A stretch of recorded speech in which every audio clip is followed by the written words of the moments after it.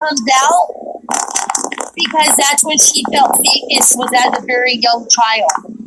It wasn't until I was between 5 and 7 that things really started going bad. And 7 years old is when they really, really went down.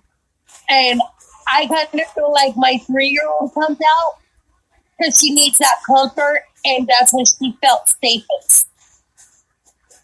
Okay, that's a good point. Let me see if I can turn Stampede's volume back on. He had a little noise going on there. Yeah, I started my car. Sorry. Oh, you're good. You're back. So I have a question that goes along with all that.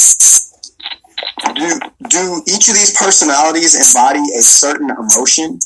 So, like, if you have one personality that's always angry and always violent, do you think that is just your emotion and that personality takes over that entire emotion? Or do each of these personalities have a range of emotions as well? A range? Well, for me, Frank, yes, has a fucking wide variety of emotions for himself. But, again, there is that just anger that I do feel, yes. Like, sometimes I feel like they're chameleons, like, they just blend into to each other, and it takes me a while to decipher who's who. And sometimes I can decipher right away. Other times it takes me weeks because it's like they're a chameleon and they're all just one.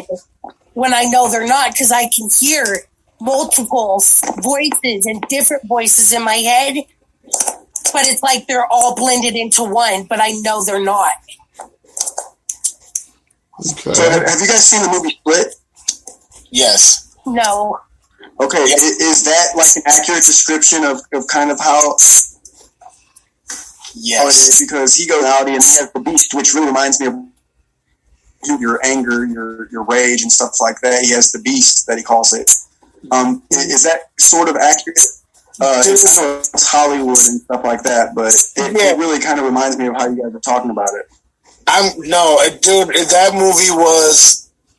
If I could, I'm sitting in my car, but if I could, I'd give it a standing applauding for how accurate it hit mental illness, because it, especially multiple personality, it was just me. Thankfully, I've got, just the three of us, right? Other people, Living Dead Girl, for instance, has more than just the three. And then there's other people who, like in Split, yes, like you said, it is Hollywood, so they like to glamorize a lot of things. But I have met people who, not people, how do I say this?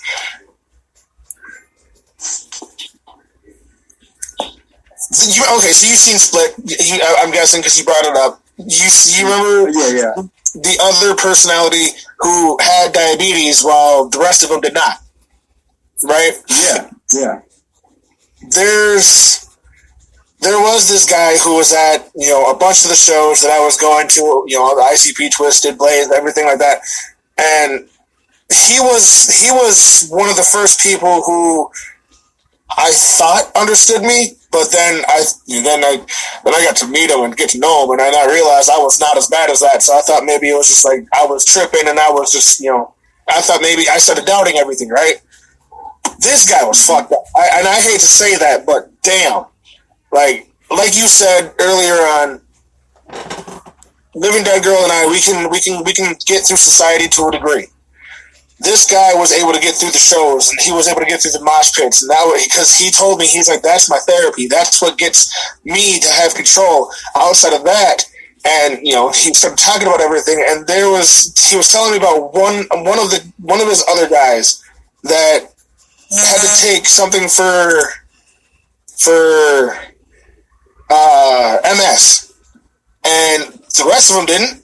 But this one personality had multiple sclerosis, and I'm just like, wait, what the fuck? That's a genetic disease, though. And he's like, no, that's serious. He brought out the pill bottle and everything that had his medication on it, and it had the other person's name, same address and everything, but the other person's name and everything. I'm just like, Jesus Christ. It literally gets this bad. And then when I seen Split, dude, I nearly shit myself. I would tell you to ask my ex, but don't ask her about me.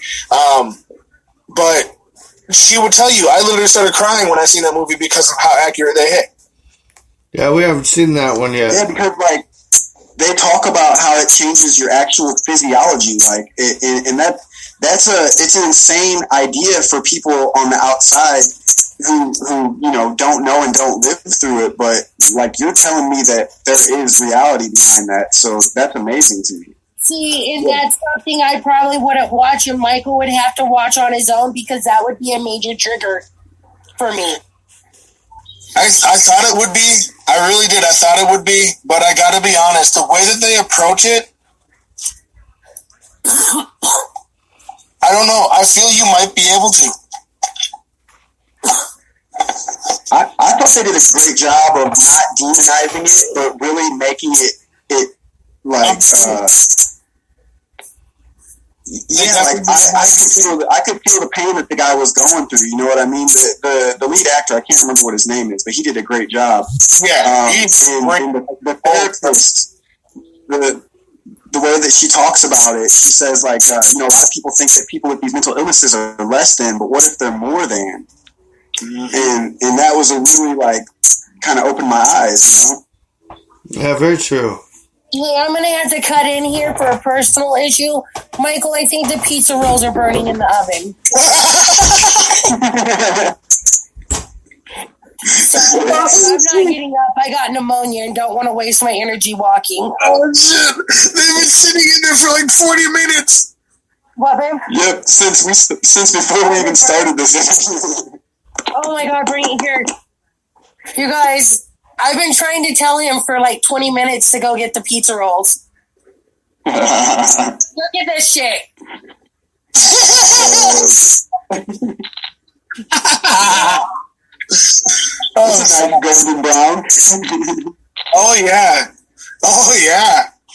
Jesus. Good job, Gonzo. Dude, he burns everything. Living Dead Girl, you're cooking for me, not Gonzo. But when he cooks in the oven, my chicken tenders and my french fries are always burnt. But he's an excellent Well, when I come to visit, that fucking oven. When I come to visit, you're cooking for me, Living Dead Girl, not Gonzo. I got you. For real, he's a bomb-ass cook on the stove.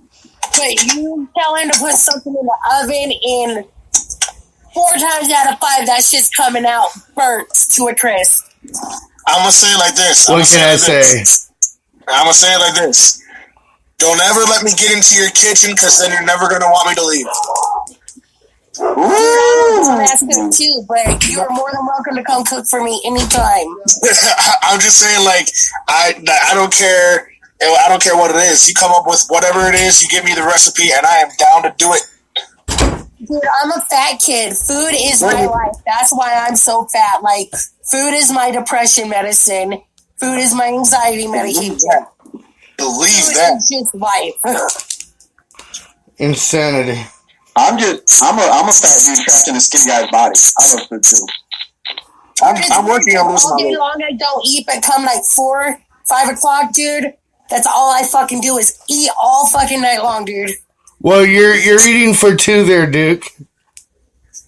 Yeah, my dick, it gets pretty hungry. We were going to say what it was, though, but yeah. Christ, my parents are on. Sorry, Mom. He's savage. Yeah, sorry, Mom. Oh my God, where's my... So I do have a slight problem. His son's fine. Okay. I'm at 12%. Turn your car on. Ooh, shit. Buddy, that's why I turned it on. I've had my phone plugged in, and I've been dropping down in percentage. Videos take a lot. My phone is dead too, and I've been on the charger the whole time. So how do I turn off my camera? How do I... Hold on. Just like that? Okay. Yeah. Maybe that'll work. We'll test this out for a little bit. Okay, so to get back on subject, with the split analogies and stuff like that,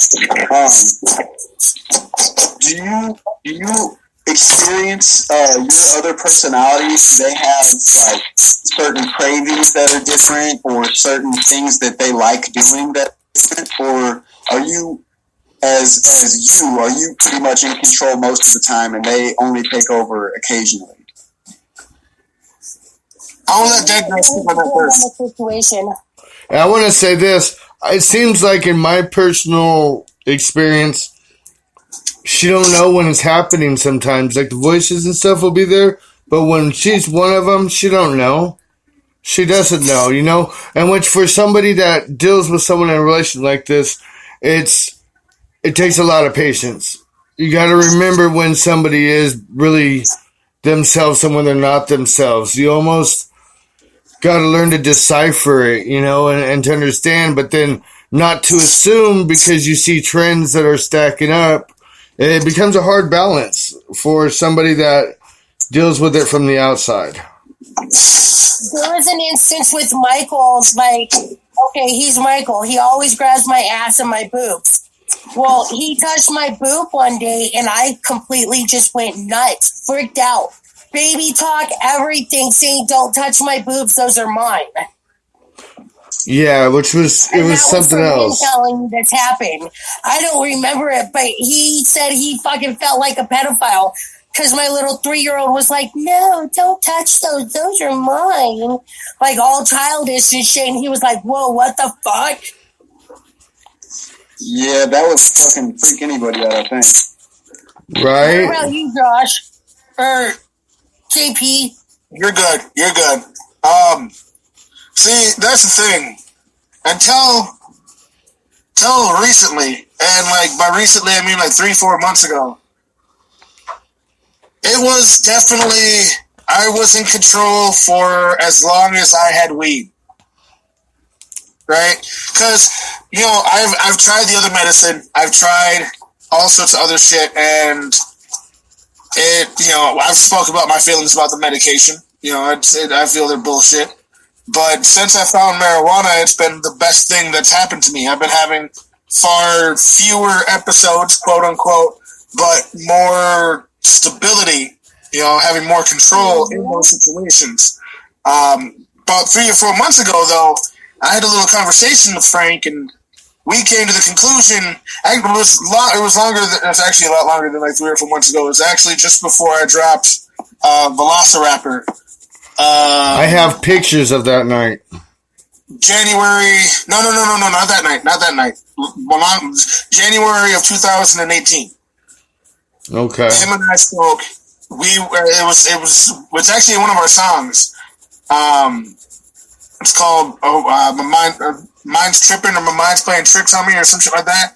It's a remix I did to Ghetto Boys. Ghetto Boys. Thank you. You're welcome. It's an excellent song we played on the radio. Oh, you have? Yeah. Oh, hell yeah. Appreciate that. Question? What's up?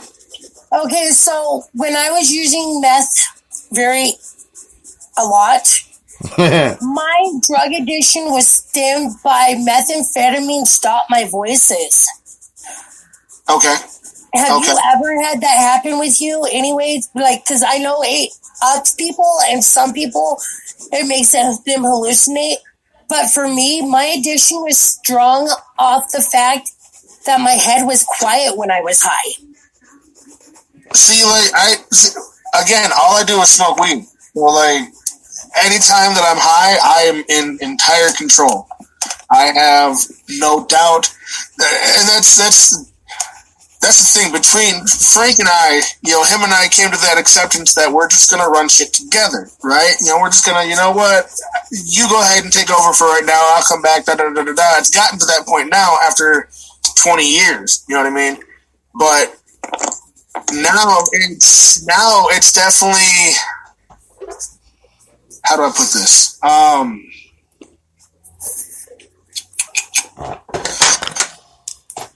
We'll talk about before. We'll talk about before I was able to actually get control of the entire situation between the both of us. When it was just still trying to figure out what the hell was actually going on. When I was on the marijuana and I was high as fuck, That was the only time that I was actually in control. Any other times, I was not in any kind of control. Maybe like 16 to 20% in control, but majority it was Frank.